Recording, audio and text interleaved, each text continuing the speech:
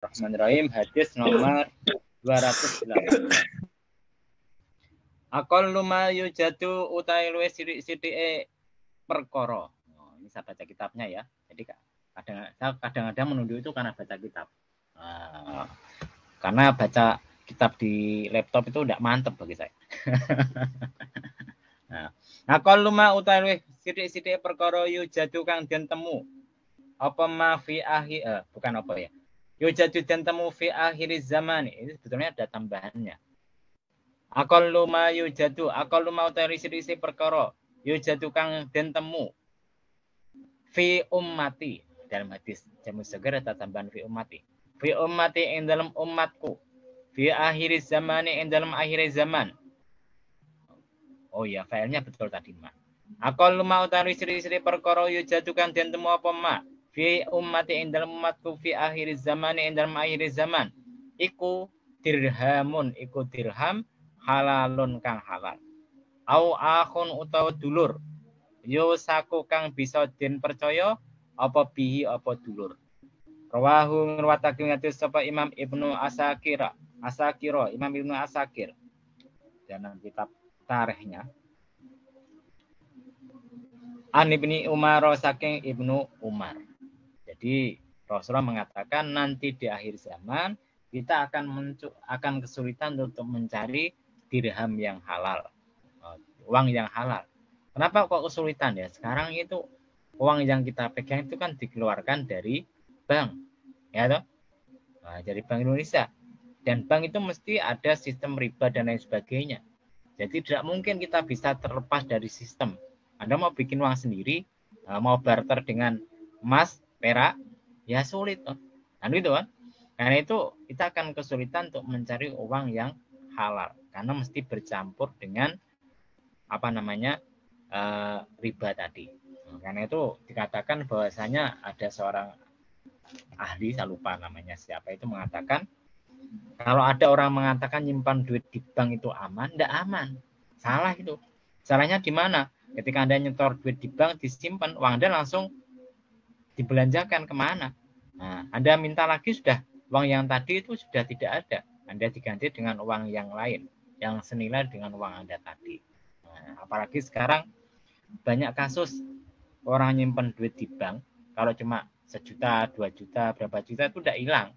Tapi kalau yang sudah miliaran, entah di bank negeri, entah bank swasta, itu banyak yang hilang.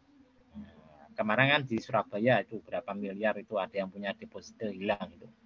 Nah, kemudian ada yang di bank manapun itu pun hilang juga. Nah, karena itu kalau Anda punya banyak duit, ya sebaiknya digunakan untuk beli tanah saja seperti masuk ini. Nah, beli tanah, jadikan properti, aman. Nah, kalau masukkan itu kalau cuma sedikit 1 juta, 2 juta, tidak hilang. Tapi kalau sudah miliaran, oh itu bisa ngiler petugas banknya, bisa hilang duit Anda. Saya tidak menyalahkan banknya, menyalahkan petugasnya, oknumnya. Gitu loh. Kan kemarin yang baru ramai kan di Surabaya itu. Kalau tidak salah itu ada orang punya deposito berapa miliar, itu ada yang berapa buah padahal itu. Ketika mau dicairkan ternyata tidak bisa, uangnya tidak ada. Nah, yang kasus yang lain ketika dia punya deposito atas nama ayahnya, bapak istri dan anaknya mau mencairkan tidak bisa, kata tidak terdaftar. Aneh toh, suratnya ada, bukunya ada, tapi tidak terdaftar. Karena itu hati-hati yang punya uang banyak, gitu kan? Hatinya gimana? Karena nanti di akhir zaman itu orang sudah tidak peduli, uang itu halal atau haram, yang penting bisa dimanfaatkan.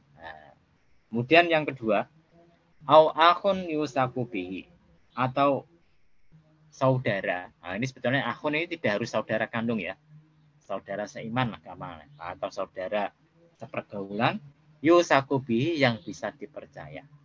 Jadi mencari teman yang bisa dipercaya 100% itu sulit sekali. Bahkan seorang raja namanya Hisam bin Muluk, saya lupa itu di atas berapa, karena suruh belajar tuh sekarang itu agak sulit mas. Kok sulit gimana? Ya pertama anaknya tadi mengganggu ngaji, kemudian yang kedua saya itu alhamdulillah sudah hamil anak yang kedua. Nah, hamil anak sudah mau 6 bulan. Jadi agak repot. Nah, dia belajar aja 6:30 baru belajar tadi. Sambil diganggu sama anak dan lain sebagainya. Jadi suruh mempelajari sejarah seperti dulu sudah tidak bisa lagi. Ya, ngajinya sebisanya aja ya. Sebangku saja. Gitu kan. Jadi Hisam bin Mulk itu mengatakan, saya ini sudah dapat berbagai macam kenikmatan yang ada di dunia ini. Tidak pernah saya tidak mendapatkan kenikmatan kecuali satu. Saya tidak punya teman yang sejati. Teman yang bisa dipercaya. Oh, ini raja. Dia tidak punya teman yang bisa dipercaya. Nah, karena itu di akhir zaman itu mencari orang yang dipercaya bisa diamani itu sulit sekali. Karena itu saya itu takut sekali kalau dipasrai masalah duit. Nah, kenapa kok dipasrai masalah duit saya takut sekali? Oh, kadang-kadang ya namanya saya ini wira swasta ya, jualan. Kadang kalau pegang duit itu kan udah sengaja ya nanti butuh pakai kulaan, nah, repot. Nah, dulu saya pernah pegang keuangan dunia, ya akhirnya tambel terus, gitu loh, tambel enggak. Makanya saya tidak mau lagi kan gitu kan. Nah, di masjid tuh saya tidak mau juga pegang masalah duit, tak pesahkan orang lain lah. Nah, pokoknya saya cuma tahu angkanya, yang penting saya tidak bawa duit gitu, ngiler nanti. Nah, kalau duit jutaan tuh ngiler saya. Ya, saya tidak menyalahkan kalau kemudian di berita ada kiai ini korupsi sekian ratus juta. Oh, kalau cuma 1 juta 2 juta itu tidak tergoda.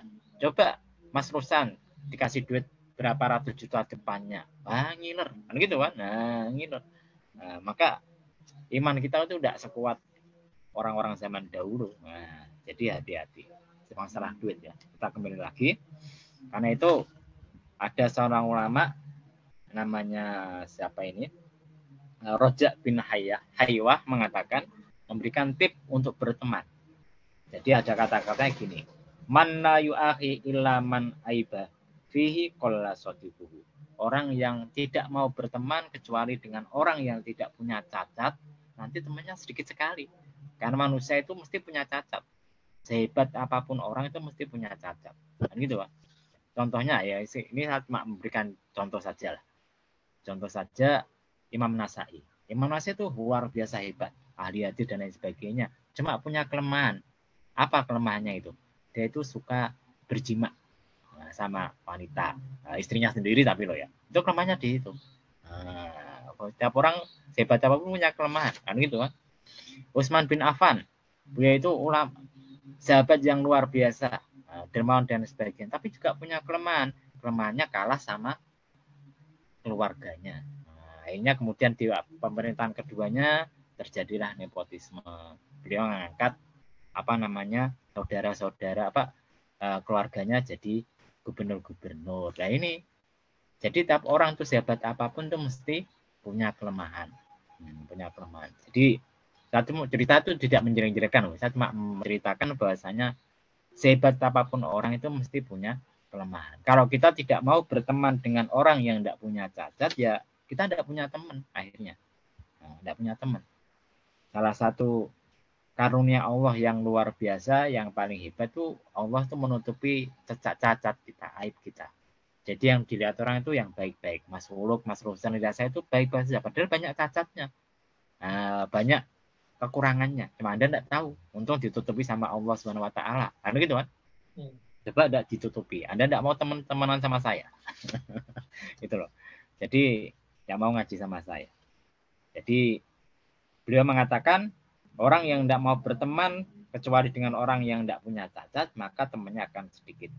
Kemudian tip yang kedua, waman lam yardo min sodiki illa bil ikhlas lauda masuk itu. Orang yang tidak rela akan gampangannya keusilan, akan kalau bahasa kasarnya itu kebrengsekan temennya, maka dia itu mesti marah-marah terus. Maka kalau berteman tuh harus ikhlas. Ikhlas tuh gimana? Temennya ngomong kasar, ya kita ikhlas, terima aja. Nah, temennya misalkan nyalai kita, ya dibiarkan saja. Gitu loh. Karena itu, ini kalau orang itu bisa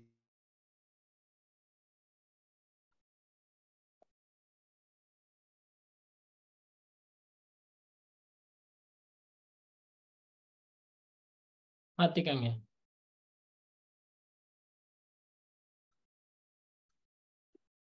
Iya, suaranya hilang. Ya.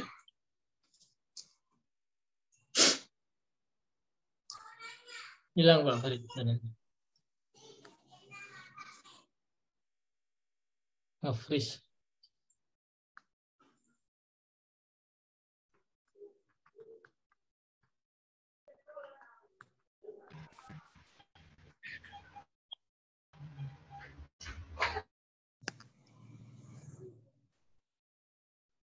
Ini.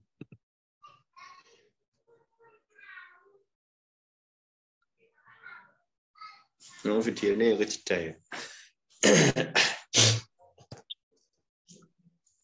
Tapi nyambung ya. Nyambung Pak Arif. Suaranya kok gak enak. Suaranya malah di stop. Sudah. Ini. Putus tadi. Ya. Kamu. Iya, Pak. Tadi. Iya. Ya, kita kembali lagi.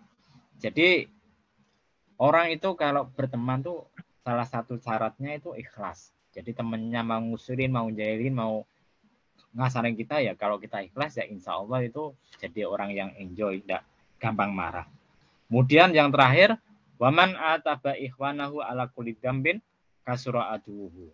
Kalau ada orang kok temennya berbuat jelek, berbuat sesuatu langsung dicela, langsung dipaido, ya musuhnya akan jadi banyak. Yang asalnya teman akan jadi musuh. Nah, karena itu kemarin yang kejadian viral ada seorang petugas pegawai air minum yang memutilasi bosnya. Nah, ya toh, di mana daerah mana saya lupa itu. Itu gara-gara apa? Gara-gara bosnya itu suka marah-marah, suka caci maki, suka mukul dia. Akhirnya dimutilasi kepalanya sama tangannya. Kenapa? Ketika ditanya kenapa dimutilasi kok dua itu? Tangannya tuh sering mukul saya. Kalau kepalanya, loh, mulutnya tuh sering caci maki saya. Tapi kalau saya potong mulutnya itu sulit. Akhirnya saya potong kepalanya. Loh, ini orang yang suka mencela, mencaci maki temannya itu akan banyak musuhnya. Jadi hati-hati ya. Nah. Rawahu riwayat sapa Ibnu As-Sakir As-Sakir an Ibnu Umar saking Ibnu Umar. Sayangnya hadisnya adalah hadis yang